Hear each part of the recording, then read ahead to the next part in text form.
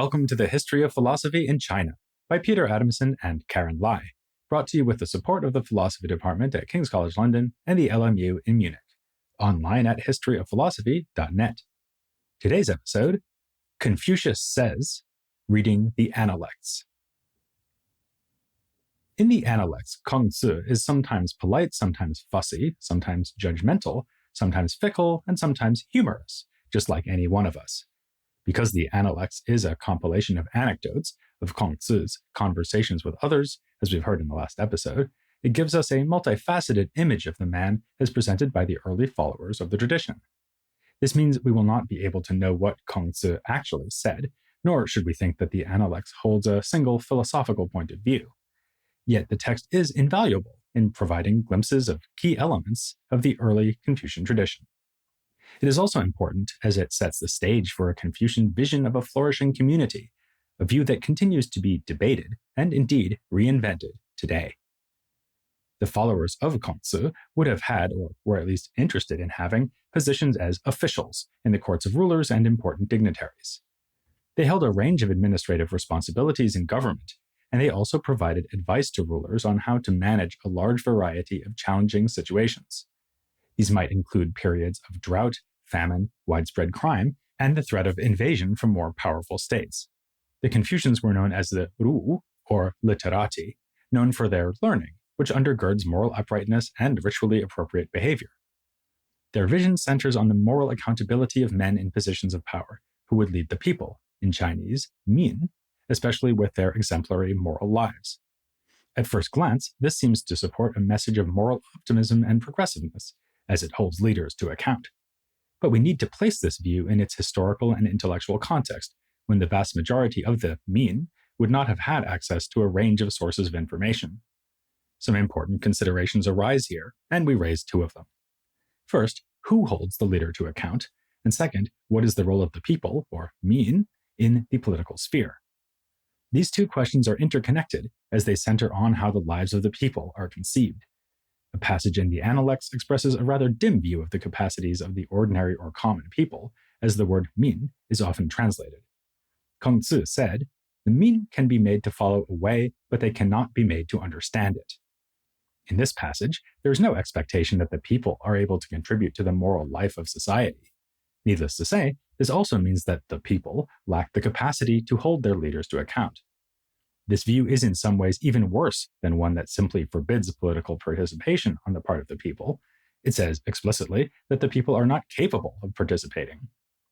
Although this is only one cryptic anecdote in the Analects, scholars have often noted the paternalism in the Confucian view concerning the respective roles of the government and the people. Yet, as the scholar William Theodore de Barry reminds us, the idealized figure of the sage king, a paradigm of kingly virtue, predated Kongzi and the Confucian tradition. As de Barry says, the idea of the sage king was a Chinese reality before it became a Confucian myth. We first encounter this image of sagely rule in an early text, the Book of Documents, or the Xu Jing, one of the Confucian 5 classics, as we also heard in the last episode. In the Xu Jing, the sage king Yao was said to be reverent, intelligent, accomplished, sincere, and mild. He was genuinely respectful and capable of all modesty. His light spread over the 4 extremities of the world, extending to heaven above and the earth below. And so the passage goes on, telling readers how, because of Yao's rule, the numerous peoples were amply nourished, prospered, and became harmonious. Statements of the untouchable power of leaders are found in other passages in the Analects, where Kongzi is meant to have said, "One who rules through the power of virtue is analogous to the pole star. It simply remains in its place and receives the homage of the myriad lesser stars." Here, virtue is a translation of the word de. For the early Confucians, de referred to a general conception of moral goodness that is expressed in a person's behaviors and actions, just as Yao's virtues are displayed in his undertakings.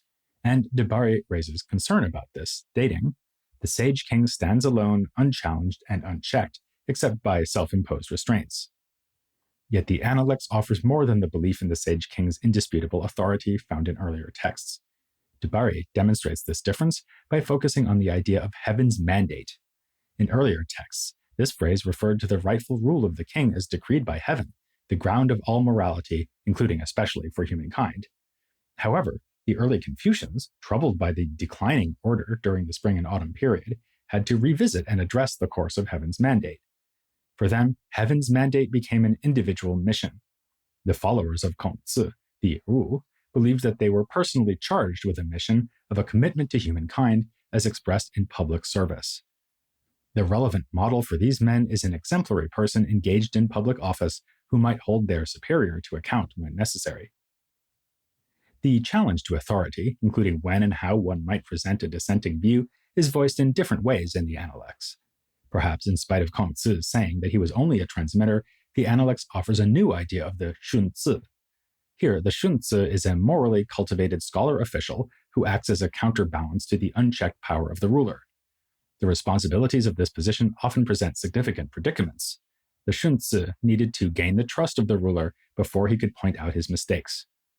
One of Kongzi's followers, Xixia, is deeply aware of the complexities of this position. In Book 19 of the Analects, where Xixia is the speaker in some of the passages, we can sense the difficulties faced by these men. Highlighting the precariousness of the position of these officials, he says that they must maintain rightness, yi, and be prepared to sacrifice their life. Xixia voices his worries about how it can be a struggle for an official to draw a line between being a yes man and standing too firmly on his principles. On the other hand, a comment from Kongzi in the Analects is more lighthearted. He advises against dotting every I and crossing every T in serving one's superior. Wittily, he remarks that, if in serving your lord you are careful to observe every detail of ritual propriety, people will think you are groveling. On another occasion, he says in a more serious tone about service of one's superior, do not deceive him, oppose him openly. It seems that Kongzi could not be more serious about robust disagreement with a superior when he warns that a state could perish if a ruler who has said something bad goes unopposed. In these few conversations, the Analects takes remonstration as a primary responsibility of the Junzi. So the Junzi is not trying to win a popularity contest. To the contrary, he needs to distinguish himself morally. While remaining harmonious with others, he does not seek merely to agree with them. This fits with the nagging worry that his contributions might be undervalued. A number of passages express Kongzi's disappointment regarding how his messages fell on deaf ears and how he might not remain in employment as a result. The Kongzi figure in the Analects lives up to the responsibility of remonstration, so perhaps he was too judgmental to have a long career as an influential courtier. We are told that Kongzi despaired of ever seeing a sage, which, along with other statements in the Analects, can be taken as an implicit criticism of the rulers of his time. He did not hold back when criticism was due, calling out a senior official and holding him to account for the disorder in the state of Lu, Kongzi's home state. This official had come to seek Kongzi's advice on government, expressing his particular concern about the widespread thieving in his state. Kongzi replied sharply, if you could just get rid of your own excessive desires, the people would not steal, even if you rewarded them for it. What was the basis of such judgments? In other words, which principles was Kongzi working with? Or in yet other words, which values were important to the early Confucians? Might it have been a general concern for the people? Or for a fair distribution of goods? Or a sense of obligation? Or integrity or virtue? The conversations in the Analects prioritize certain facets of what we call morality, but none of its references to values or principles are systematic, such as to explain their reasoning or justification processes. Still, across different passages, we do find a stress on the fundamental word ren, which denotes the ways in which humans uniquely relate to each other. It is frequently translated as benevolence, to express the concern humans have for the welfare of others. In a slightly later Confucian text, the Mengzi, which we'll discuss in a future episode, ren is seen as an aspect of the moral nature that humans have in common. The Analects does not specify the source of ren, although it is emphatic that we should embody ren in our moral lives. That is, if our actions stem from a concern about the welfare of others, society will flourish. This is possible only if people are themselves motivated to follow the Confucian Tao. This view of a thriving moral society is contrasted with one in which punishments and litigiousness proliferate. Kongzi says in the Analects, if you try to guide the min with coercive regulations and keep them in line with punishments, they will become evasive and will have no sense of shame. If, however, you guide them with virtue and lead them with ritual propriety, they will have a sense of shame and will rectify themselves. Here, Kongzi is not merely comparing methods for facilitating good order. These are two very different cultures. One encourages conformism and the avoidance of punishment, while the other, Confucian culture, promotes moral growth. Using force to ensure compliant behavior does not help people inculcate a sense of moral responsibility. Kongzi's dismissals of facile talkers who were adept at rationalizing their conduct highlight the incompatibility of facile talk and ren. By contrast, the Confucian proposal seeks an idealized world where litigation is not required, and moreover, where capital punishment is eliminated because people are swayed by the positive moral influence of a morally good leader. This inspirational approach to moral leadership looks to be in some tension with the rather paternalistic attitudes we discussed before. While it might be possible to reconcile them, the more appropriate approach to passages that may seem incompatible is to recognize the variety of views expressed in the Analects, that it is a text that speaks of a tradition rather than of the views of the tradition's founder, Kongzi. In addition to broad and varied views of benevolence, many conversations in the Analects discuss the practicalities of human interactions. These include considerations about how to treat parents respectfully, how to serve a higher official or the ruler himself, under what circumstances one may remonstrate with him, when to speak authoritatively, and what is required in one's interactions with the mean. Decisions about how best to interact with others and respond to circumstances will vary from one situation to the next. This reasoning style reflects the nature of the conversations in the Analects. On one occasion, for example, Kongzi comments that a young man working for him is inappropriately taking the seat of an adult and walking among adults as if he were equal to them.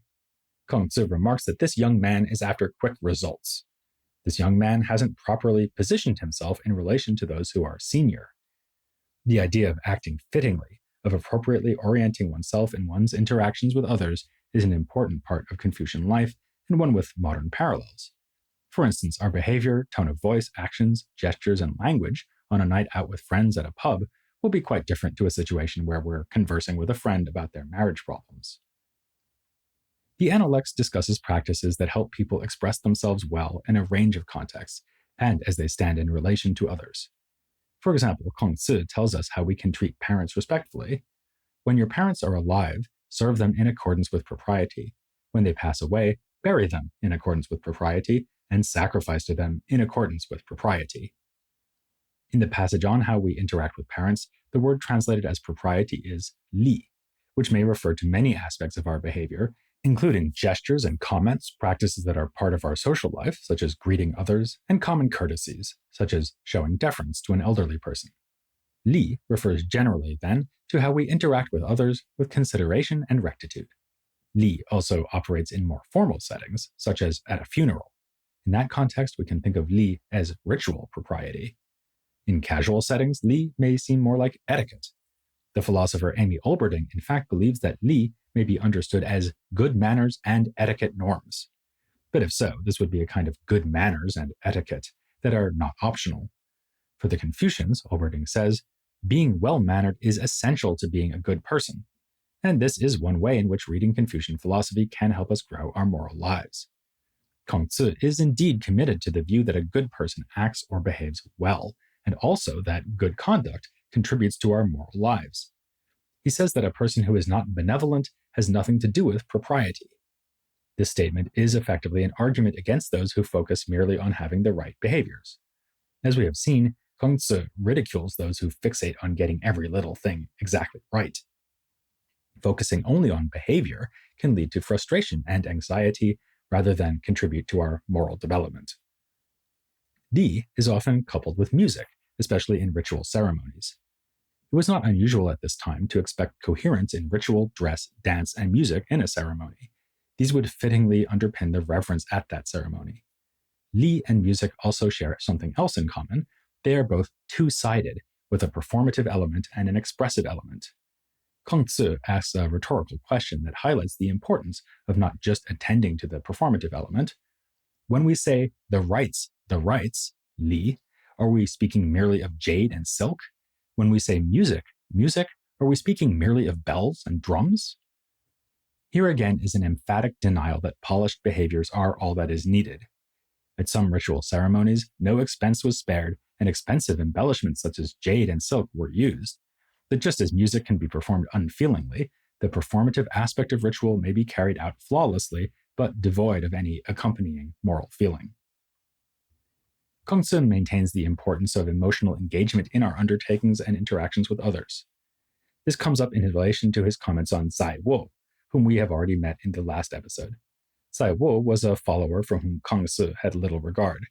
His attempt to do away with the 3-year mourning period for one's parents is presented with arguments that, to refrain from practicing Li for 3 years, which was a requirement during the mourning period, would result in a deterioration of Li. Presumably, the Li of mourning takes precedence, overriding the requirement for the practice of other ritual proprieties. Someone experiencing grief is not looking to socialize, at least not to the extent they normally would. As far as Zai Wu was concerned, 1 year is plenty long enough for the mourning period. He offered the analogy that after a year, the old grain has been used up while the new grain has ripened.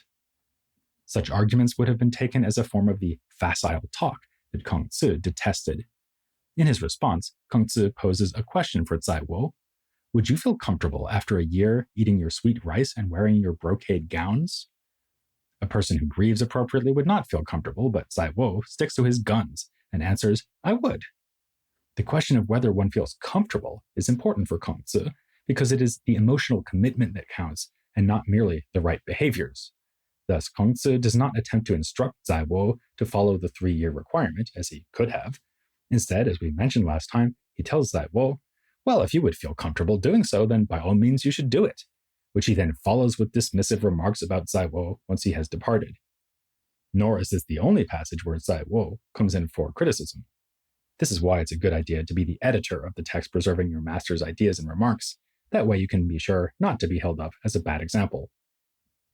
In another passage, Kongzi compares Zai Wu with rotten wood because he sleeps during the day. Presumably the point is that he is not diligent. Kongzi also notes that he has learned from his interaction with Zai Wu that he should not only listen to what others say, but also observe what they do. Perhaps then, if Kongzi did not have such a low opinion of this disciple, he might have tried to persuade him to reflect on the practice of mourning. For reflection, xi, is an essential part of life, part of the process for developing an understanding of what is valuable, through interacting with others and observing their ways, and then reflecting on one's encounters. The idea of reflection has an important, albeit underdeveloped, place in the philosophy of the Analects. There's an often quoted phrase in the Analects that in learning without reflecting, one will be lost, and that conversely, reflecting without learning is perilous. We may take it that learning is a process of acquiring information about practices. We can do this by reading books, such as the Odes, as Kongzi says, or by conversing with those who have similar moral commitments, or learning about customs and studying how sages acted, observing the behavior of others, and through our own interactions. But these are details which need to be organized and prioritized through reflection. On the other hand, simply to reflect without experiences and examples of praiseworthy and blameworthy behavior is a pointless exercise. More than that, it is even perilous, perhaps because it could lead to an anything-goes approach to life. It's difficult to say anything more definite about the notion of reflection in the Analects, but it is a concept that is central to Neo-Confucian thought, which would emerge centuries after the compilation of the Analects. The commitment of the Analects to a reflective moral life is noted briefly, but evocatively, in Kongzi's comment, the village worthy is the thief of virtue. In his comments on this passage, Edward Slingerland fills out the picture on this suspect character. He notes that the Mengzi, a slightly later Confucian text, takes up this specific issue. The Mengzi account features Kongzi, who expresses exactly why he holds the village worthy in contempt. Kongzi says, I despise the village worthy for fear that he will be mistaken for one who truly possesses virtue. In the Mengzi, the village worthy is described as a person who seeks to curry favor with his contemporaries and make sure that no one can fault him for anything he does. Such men are, in Slingerland's words, false prophets and counterfeits. They seek to be renowned, to be liked by all. Precisely the sort of popularity contest Kongzi would deplore. Philosopher Winnie Sung characterizes the village worthy as a kind of hypocrite, an appearance-only hypocrite, because he pretends to be what he is not. What is particularly deplorable about such hypocrites, Sung argues, is that in addition to denying themselves a chance to develop morally, their deception threatens moral systems. In societies where morality is quite compromised, village worthies can sow confusion with their flippant displays of supposed virtue. In contrast to the village worthies' disregard for morality, Kongzi takes great care, even with everyday tasks and in ordinary contexts. For example, when eating with a person in mourning, he never ate his fill, and he would never sing on a day when he had wept. Book 10 of the Analects contains many anecdotes, mainly about Kongzi. In this book, Kongzi is presented as thoughtful about the ways he expresses himself and how he comes across to others. There are passages in which his choices are commonsensical, such as his consideration of food safety and hygiene. He would not eat food that had soured or discolored and was careful about food that had been kept overnight. And that's more good advice. It's a good idea to edit the contents of your pantry and not just your books. He's also concerned about his interactions with others, such as getting dressed with an outer garment when leaving the house. He would conduct himself appropriately in court, for instance by not standing in the middle of a doorway. Attending a village drinking ceremony, he would leave only after the elders had done so, and when sending his regards to someone in another state, he would bow twice to the messenger and then see him off. These actions may seem pedantic, making Kongzi look as if his life was ruled by ritual, but as we have seen, the Kongzi of the Analects is emphatic that vain expressions of formulaic propriety are worth little. Kongzi is not a village worthy. His behaviors and preoccupations are motivated by his awareness of his place within society and his consideration for others. In discussing the last example of his conduct we just mentioned, where he bows twice to the messenger, Slingerland explains that the double bow was to express respect to the acquaintance to whom he was sending the complimentary regards, which usually included some sort of gift. Here we see the expression of Kongzi's one word or one thread, that is, reciprocity or mutuality. Book 10 of the Analects has often been ignored by scholars because of its focus on the minutiae of Kongzi's life. There is not much there that seems philosophical. We, by contrast, would propose that it is an important part of the message of the Analects, and one that gives us valuable insight into the figure of Kongzi. The early followers of Kongzi, those who had a hand in compiling the Analects, would have been keen not only to present what he said, but also to give impressions of the kind of person he was. That his actions were aligned with his words is an overarching theme. Consistent with his contempt for facile talk, he constantly reminds his followers that speech is central to moral life. They should be careful in speech, and they should act before they speak. Which brings us to the question of how we, as contemporary readers of the Analects, can learn from it. Should we act like Kongzi, or should we speak as he does? Neither. This sort of mechanical approach would trivialize the significance of the Analects for us. The Kongzi of the Analects is situated in a specific time and place. No doubt Kongzi would be turning in his grave if he thought that his words and actions were used to prescribe how people, over 2,000 years later, were to conduct themselves. Instead, we should take the Analects as a text that shows us how the early Confucians attempted to shape their society to make it more morally self-aware. Although they accorded much more authority to the leaders of society than we now would, the Confucians were also part of the conversation that sought to implement accountability. Thus, we should approach the text as an opportunity to develop our own moral imaginations. In the Analects, we find many examples of morality in life rather than morality theorized. Kongzi says, find inspiration in the odes, but we can just as well find inspiration in him. Between this and the previous episode, you should now hopefully feel like you have a good sense of the Analects, what sort of text it is, what some of its primary themes are, and what sort of man Kongzi himself was, or was presented as being. But we have, of course, only scratched the surface. In the episodes to come, we'll be looking at different reactions that the text and the man produced, and that in two senses. We will consider the further developments that Confucianism saw in authors like Mengzi and Xunzi, of course, but we'll also be talking about much more recent takes on the Confucian project, starting next time when we will explore the idea that this project proposed something called role ethics. The idea here is that our moral duties are built around the relationships we bear to other people, and the roles those relationships create for us. To be a good person is to be a good parent, child, friend, and so on. This turns out to be a more radical idea than it sounds, as would become clear next time, as the podcast rolls on, continuing to look at the history of philosophy in China.